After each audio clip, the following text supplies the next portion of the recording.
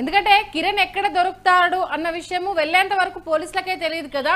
గోరెంట్ల మాధవ్కు ఆ ఇన్ఫర్మేషన్ అంత స్పాట్ లో ఎలా వెళ్ళింది, అంటే కాన్వాయ్ వెనకాల వచ్చాడు అనేసి అంటే పక్కా ఇన్ఫర్మేషన్ అక్కడ ఉంటేనే గోరెంట్ల మాధవ్ అక్కడికి రావడం జరుగుతుంది.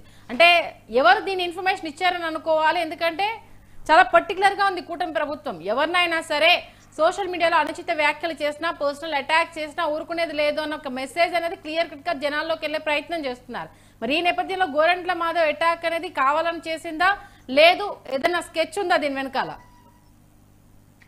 సంజయ్, ఏదైతే ఈవెన్ గోరెంట్ల మాధవే కాకుండా వైసీపీకి సంబంధించిన నేతలు కానీ, నాయకులు కానీ, కార్యకర్తలు కానీ చేబ్రోలు కిరణ్ చేసినటువంటి వ్యాఖ్యలపై తీవ్ర అభ్యంతరం వ్యక్తం చేస్తూ వస్తున్నారు.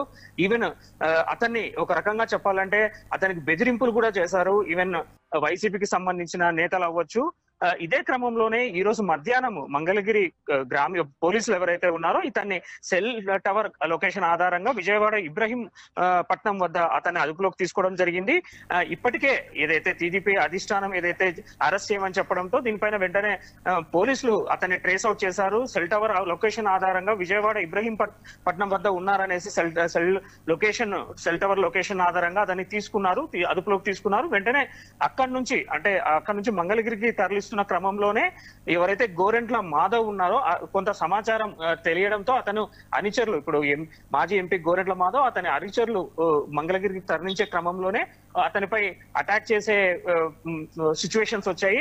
అతనికి దాడి చేయాలన్న ఉద్దేశంతోనే వారు వెళ్ళడం జరిగింది. అయితే పోలీసులు దీన్ని ప్రతిఘటించారు.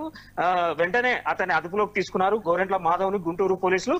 ఏదైతే మొదటి నుంచి అంటే నిన్న జరిగిన ఇష్యూ మొదలైతే నిన్న చేబ్రోలు కిరణ్ ఏదైతే అనుచిత వ్యాఖ్యలు చేసినప్పటి నుంచి ఇప్పటి వరకు వైసీపీ నాయకులు అయితే తీవ్రంగా మండిపడుతున్నారు.